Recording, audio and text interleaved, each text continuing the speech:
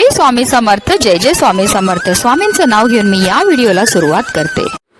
पंचांगानुसार अधिक मासाची अमावास्या 14 जूनला दुपारी 12:19 प्रारंभ होईल, तर 15 जूनला सकाळी 8:23 समाप्त होईल आणि उदय तिथीनुसार अधिक मासाची अमावास्या सोमवारी म्हणजेच 15 जूनला साजरी केली जाईल. ही अमावास्या सोमवारी येत असल्यामुळे तिला सोमवती अमावास्या देखील म्हटली जाते. ही अमावास्या अधिक मासामध्ये येत असल्याने या अमावास्येचं विशेष महत्त्व आहे. सोमवती अमावास्येच्या दिवशी भगवान शिव आणि देवी पार्वती यांची पूजा केल्याने सुख समृद्धी प्राप्त होते. तसेच आपल्या सर्व इच्छा आणि मनोकामना सुद्धा पूर्ण होतात. सोमवती अमावास्या हा पितरांचे तर्पण पूजन करण्यासाठी अत्यंत शुभ दिवस मानला जातो. या दिवशी पवित्र नद्यांमध्ये स्नान केल्याने अनेक जन्माच्या पापांपासून मुक्ती मिळते. तसेच सोमवती अमावास्येच्या दिवशी विवाहित स्त्रिया आपल्या पतीच्या दीर्घायुष्यासाठी उपवास देखील करतात. या दिवशी पिंपळाच्या झाडाची पूजा केली जाते, त्यांना प्रदक्षिणा घातली जाते. या अमावास्येच्या दिवशी पितरांसाठी तर्पण आणि श्राद्ध केल्याने पूर्वजांची पापे दूर होतात आणि त्यांचे आशीर्वाद मिळतात. याच दिवशी मिथुन संक्रांती सुद्धा साजरी होत असल्याने या अमावास्येचे महत्त्व अनेक पटीने वाढले आहे. याशिवाय या अमावास्येला सर्वार्थ सिद्ध योग आणि अमृत सिद्ध योगाचा शुभ संयोग तयार होत असल्याने अमावास्या अधिक विशेष ठरते. या दिवशी सकाळी मंदिरात किंवा गरजू व्यक्तीला पाण्याने भरलेले माठ दान केल्याने भाग्य उजळते आणि भगवान विष्णूंचे आशीर्वाद प्राप्त होतात. या दिवशी फळे, अन्न, वस्त्र, छत्री आणि फॅन दान करणे देखील अत्यंत फलदायी मानले जाते. या दिवशी 33 दिव्यांचं दान करण्याला सुद्धा विशेष महत्त्व हे दिलं जातं. धार्मिकदृष्ट्या हा दिवस अतिशय शुभ आणि महत्त्वाचा असल्यामुळे या दिवशी काही प्रभावी उपायाने सेवा देखील केल्या जातात. आणि म्हणूनच आज सोमवती अमावास्येच्या दिवशी तुम्ही काही नाही केलं तरीही चालेल, पण संध्याकाळी कापूर सोबत जाळा. या 3 वस्तू जाळल्यामुळे आपल्या घरामध्ये असणारी जेवढी पण नकारात्मकता, इडापिडा, वास्तुदोष, पितृदोष, ग्रहदोष, शत्रुपिडा तर नष्ट होणारच आहे, पण आपलं 7 पिढ्यांचं दारिद्र्य नष्ट होऊन आपल्या घराची, आपल्या मुलांची, आपल्या पतीची भरभरून अशी प्रगती होणार आहे.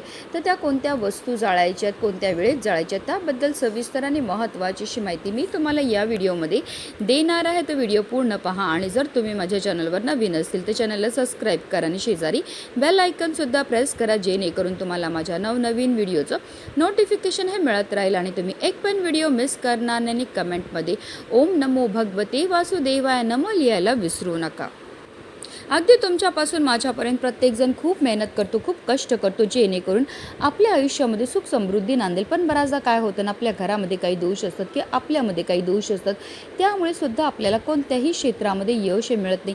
आपण मेहनत तर करतो, कष्ट तर करतो, पण आपल्या कष्टाला आपल्या नशिबाची साथही मिळत नाही.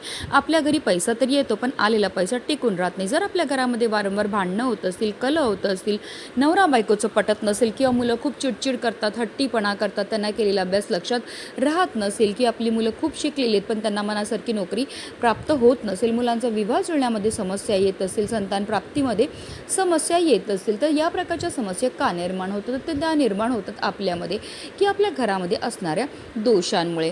जर आपल्याला की आपल्या घराला नजर लागलेली असेल, कुंडलीमध्ये राहू, केतू, शनी या ग्रहांचे दुष्प्रभाव असेल किंवा घरामध्ये वास्तुदोष असेल, पितृदोष असेल, तर त्यामुळे सुद्धा या प्रकारच्या समस्या आपल्या जीवनामध्ये निर्माण होतात. आणि या काही पवित्र तिथी आहेत, या तिथीनं जर आपण काही प्रभावी उपाय केले तर त्यामुळे निश्चितच आपल्याला या सर्व दोषांपासून मुक्तताही मिळत असते. आता हा उपाय आपल्याला कधी करायचा? तर हा उपाय आपल्याला आज संध्याकाळी 6 वाजल्यापासून 7:30ची जी वेळ असते ती माता लक्ष्मीची आगमनाची वेळ असते आणि त्यावेळेमध्ये जर आपण काही प्रभावी उपाय केले तर त्यामुळे माता लक्ष्मी ही आपल्यावर प्रसन्न होते आणि तिचं अखंड आगमन आपल्या घरामध्ये होत असतं. पण आता काही कारणास्तव जर तुम्हाला या वेळेमध्ये हा उपाय करणं शक्य नाही झालं तर अगदी रात्री 12 वाजेपर्यंत सुद्धा तुम्ही हा उपाय जो आहे तो करू शकतात. हा उपाय करण्याच्या अगोदर सर्वप्रथम आपल्याला आपल्या घराचे सर्व दरवाजे आणि खिडक्या ज्या आहेत त्या खोलून टाकायच्यात, कारण आपल्या घरामध्ये असणारी जेवढी पण नकारात्मकता, इडापिडा, अलक्ष्मी येतील आपल्याला घरातनं बाहेर काढून टाकायचं आहे। हा उपाय सुरू करायच्या अगोदर सर्वप्रथम आपल्याला देवघरामध्ये दिवा हा प्रज्वलित करून घ्यायचा आहे, कारण कोणतीही सेवा किंवा कोणताही उपाय जर आपण अग्नीच्या साक्षीने केला तर त्यामध्ये आपल्याला निश्चित सफलताही प्राप्त होत असते। हा संपूर्ण उपाय आपल्याला देवघरामध्ये बसून करायचा। हा उपाय करण्याकरता आपल्याला एक मातीची पंतीही घ्यायची, कारण मातीच्या पंतीमध्ये सकारात्मक अशा लहरी असतात। त्या मातीच्या पंतीमध्ये आपल्याला एक शेणाची गौरीही ठेवायची। शेणामध्ये साक्षात माता लक्ष्मी निवास करते आणि घरामध्ये शेण जाळल्यामुळे आपल्या घरामध्ये असणारी जेवढी पण नकारात्मकता, इडापिडा, दोष, अलक्ष्मी ती घरातनं काढता पाय करून निघून जाते।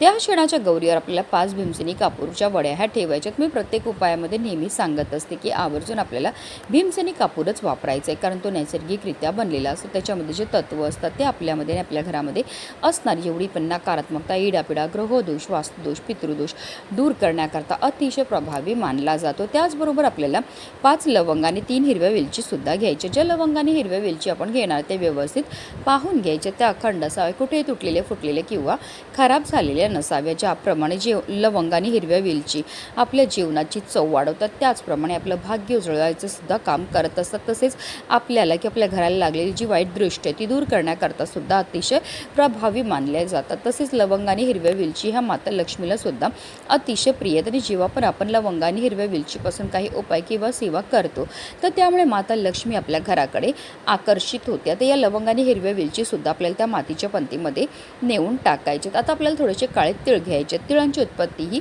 श्रीहरी विष्णूंच्या घामापासून झाली होती। तसेच काळे तिळ हे आपल्या पितरांना सुद्धा समर्पित आहेत आणि जेव्हा पण आपण काळे तिळांपासून काही उपाय किंवा सेवा करतो तर त्यामुळे आपल्यामध्ये असणारी जेवढी पण नकारात्मकता, इडापिडा, ग्रहदोष, वास्तुदोष, पितृदोष, शत्रुपीडा, दारिद्र्य दूर होण्यामध्ये मदत ही मिळत असते, कारण तिळांना दारिद्र्यनाशक असं सुद्धा म्हटलं जातं। आता हे काळे तिळ जे आहेत ते आपल्या उजव्या हातामध्ये घ्यायचे आणि आपल्या घरामध्ये जेवढे पण सदस्य असतील त्या प्रत्येक सदस्याच्या डोक्यापासून पायापर्यंत 7 वेळा आपल्याला हे काळे तिळ उतरवायचे आणि त्यानंतर हे काळे तिळसुद्धा आपल्याला त्या मातीच्या पंतीमध्ये नेऊन टाकायचे। आता देवघरामध्ये प्रज्वलित असलेल्या दिव्याच्या मदतीने आपल्याला या मातीच्या पंतीमध्ये असणारा जो कापूर आहे तो प्रज्वलित करून घ्यायचा। कापूर प्रज्वलित झाला की त्यामध्ये आपल्याला थोडंसं तूपसुद्धा टाकायचं। तूप देखील माता लक्ष्मीला अतिशय प्रिय आहे।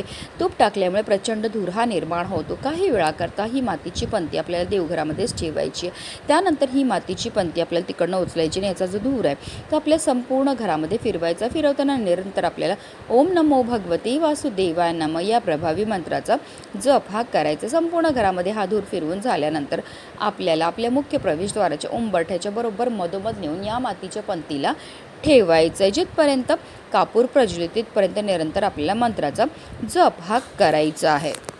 जेव्हा आपण कापूरसोबत या वस्तू जाळतो त्याचबरोबर मंत्राचा जप करतो त्यामुळे आपल्यामध्ये असणारी जेवढी पण नकारात्मकता, इडापिडा, ग्रहदोष, वास्तुदोष, पितृदोष, अलक्ष्मी स्थिती घरातनं काढता पाय करून निघून जाते आणि ज्या घरामध्ये कोणत्याही प्रकारचे दोष नसतात त्याच घरामध्ये माता लक्ष्मीचं आगमन हे होत असतं। तर या मातीच्या पंतीमध्ये असणारा कापूर शांत झाला की यामध्ये काही वस्तू असतील ज्या जळालेल्या असतील, काही नाही जळालेल्या असतील तर त्या वस्तू आपल्याला आपल्या घरापासून लांब नेऊन टाकून द्यायच्यात। अशा रीतीने आपला हा उपाय जो आहे तो आज संध्याकाळी करायचं आहे। म्हणूनच व्हिडिओ जास्तीत जास्त लोकांपर्यंत शेअर करा, जेणेकरून प्रत्येकाच्या आयुष्याचं कल्याण हो हीच मनामध्ये इच्छा। श्री स्वामी समर्थ। जय जय स्वामी समर्थ।